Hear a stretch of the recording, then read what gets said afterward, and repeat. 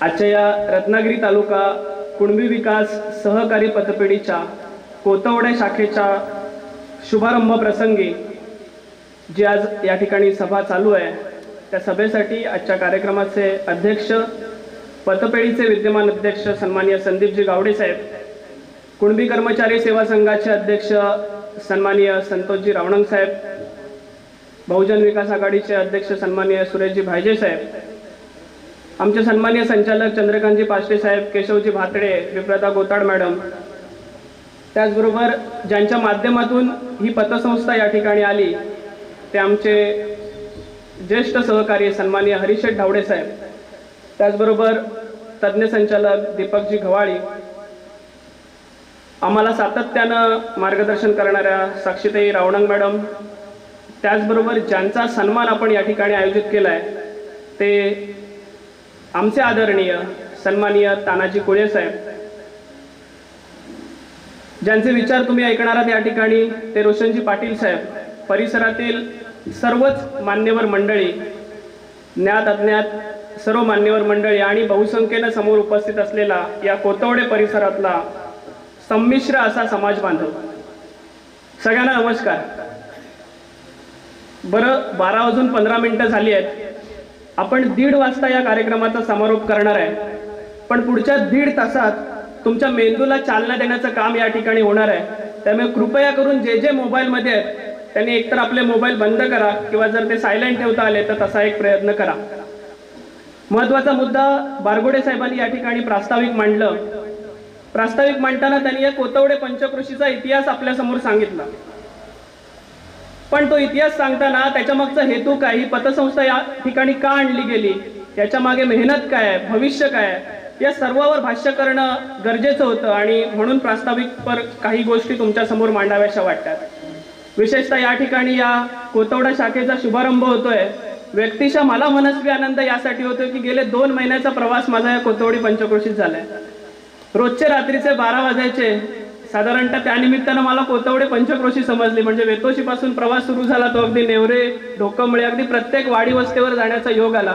त्यानिमित्तानं लोकांशी संवाद झाला आणि त्या संवादातून आम्ही कुणबी सहकारी पतसंस्था काय आहे, सामाजिक संघटनांची गरज काय आहे, समाज एकत्रित का असला पाहिजे, अशा विविध विषयावरती भाष्य केलं आणि त्यानंतर पुन्हा एकदा याच सगळ्या गोष्टींवरती सामूहिकरित्या भाष्य करावं असा एक मनस्वी उद्देश होता आणि त्या उद्देशानं ही उद्घाटनपर सभा या ठिकाणी आयोजित करण्यात आलेली आहे। सगळ्यात महत्त्वाचा मुद्दा असा की या पतसंस्थेचं उद्घाटन होत असताना खास करून कोतवडे वासियांना या पतसंस्थेची पार्श्वभूमी सांगणं मला अधिक उचित वाटतं। साधारणतः 40 वर्षापूर्वी तत्कालीन आपले समाज नेते सन्माननीय शामरावजी पेजे साहेब, लहर हातणकर साहेब, या सर्व समाज नेत्यांनी उदात्त हेतू ठेवून त्यावेळेला एक योजना आखली की आपल्या जर समाजाचा विकास व्हायचा असेल तर सामाजिक संघटनेबरोबर आपला आर्थिक विकास देखील झाला पाहिजे आणि मग ह्या नॅशनलाइज बँकांबरोबर आपल्या प्रत्येक तालुक्याच्या सहकारी पतसंस्था झाल्या पाहिजे आणि त्या पतसंस्थेच्या माध्यमातून आपल्या समाजाचा विकास होऊ शकतो आणि त्या यांच्या हाकेला ओ देण्याचं काम सन्माननीय सुभाषजी किंजे साहेब कैलासवासी जाकादेवी मधले त्यांनी ओ दिली आणि त्या ठिकाणी 1983 साली या पतसंस्थेची स्थापना झाली।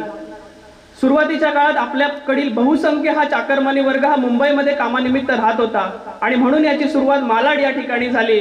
अगदी अडत कडत अशा या संस्थेची सुरुवात होती। कालांतराने आपल्या सर्व समाज बांधवांनी त्याला प्रतिसाद दिला आणि नंतर मुख्य कार्यालय म्हणून परेलमध्ये ही संस्था स्थिर स्थावर झाली।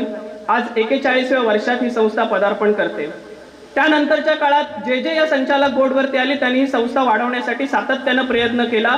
मग शाखा विस्तार करायचं निश्चित झालं आणि त्या निमित्ताने मग पहिली शाखा रत्नागिरीमध्ये झाली, त्याच्यानंतर पावसमध्ये झाली, जाकादेवीमध्ये झाली, खंडाळ्यामध्ये झाली आणि आज 5वी शाखा या संस्थेची कोतवडे नगरीमध्ये होते। गेले 40 वर्षाचा जर इतिहास आपण पाहिला तर सातत्यानं नफ्यामध्ये राहिलेली एकमेव संस्था आहे जिल्ह्यातली। कधीही आर्थिक डाग या संस्थेला लागला नाही आणि हेच आम्ही आमचं भाग्य समजतो की आमच्या पूर्वीच्या समाज बांधवांनी, आमच्या समाज नेत्यांनी ही संस्था वाढवली नसेल पण एकही आर्थिक डाग या संस्थेला लागला नाही, हीच आमच्यासाठी सगळ्यात महत्त्वाची गोष्ट आहे। आज आमच्यासारख्या तरुण वर्गाची जबाबदारी बनते की त्यांनी हे लावलेलं रोपटं आज वटवृक्षात रूपांतर करण्याची वेळ आली आहे आणि तो वटवृक्ष करण्यासाठी आम्हाला ह्या कोतवडे वासियांनी प्रतिसाद दिला। 1 वर्षापासून या संस्थेला इथं आणण्यासाठी प्रयत्न सुरू झाले आणि आज त्या प्रयत्नाला सफल होताना बघून ज्या मान्यवर मंडळींनी, जी 12 लोकांचे या ठिकाणी सन्मान होणार आहेत, ज्या मंडळींनी यासाठी अथोक असे प्रयत्न केले, त्या सगळ्यांच्या प्रयत्नांना यश आलं आणि आज या ठिकाणी ही संस्था सुरू होते. या संस्थेच्या माध्यमातून आपल्याला विविध योजना जशा नॅशनलाइज बँका पुरवतात त्या पद्धतीने पुरवल्या जातील. या संस्थेमध्ये तुम्ही तुमचे आर्थिक व्यवहार चालू देखील कराल, तुमचे दैनंदिन व्यवहार चालू कराल, त्याच्यामध्ये तुम्ही रेग्युलर तुमचं डिपॉझिट ठेवाल, त्या माध्यमातून कर्ज घ्याल. पण याच्या पलीकडे देखील ही संस्था काम करते आणि ते सांगण्यासाठी आज आम्ही तुम्हाला या ठिकाणी बोलवलं आहे. खास करून खंडाळा विभागातून मोठ्या प्रमाणात या ठिकाणी माझा मित्र परिवार, आमचे समाज बांधव या ठिकाणी आलेले आहेत आणि संमिश्र अशी चर्चा करताना पतसंस्था आर्थिक उन्नती करणारच आहे, पण हे एकमेव अशी जिल्ह्यातली पतसंस्था आहे सामाजिक, की जिने आर्थिक उन्नती करतानाच सामाजिक उन्नती देखील आपल्या मनामध्ये ठेवली आणि प्रत्येक शाखेच्या ओपनिंग करताना त्या ठिकाणी सामाजिक विषयावरती भाष्य केलं. मग सामाजिक उन्नती म्हणजे काय, समाज संघटन म्हणजे काय, समाज बदल म्हणजे काय? आज आमचा समाज बदललेला नाहीये का? तर अतिशय सुंदर बदललेला आहे. आज आम्ही शिकलो, 4 पुस्तकं वाचायला लागलो, आम्ही उच्च शिक्षित झालो.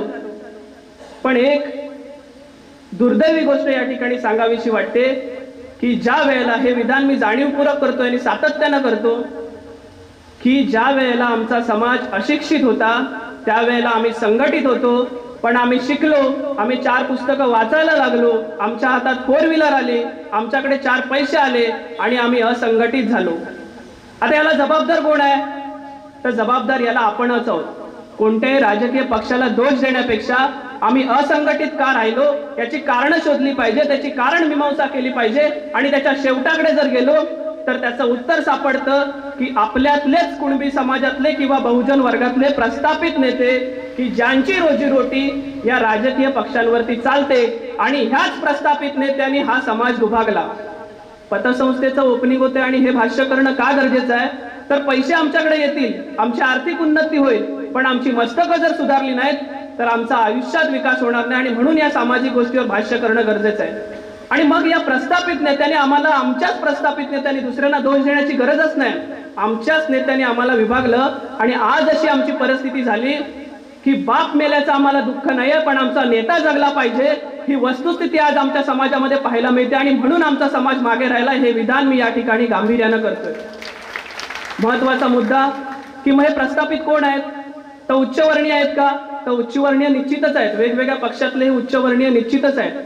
पण आजही या उच्चवर्णीयामध्ये देखील अनेक, असा मग तो मराठा समाज असेल, ब्राह्मण समाज असेल, की तोही समाज उपेक्षित आहे. म्हणजे ह्या प्रस्थापित नेत्यांनी ह्या उच्चवर्णीय वर्गाला देखील सोडलं नाही.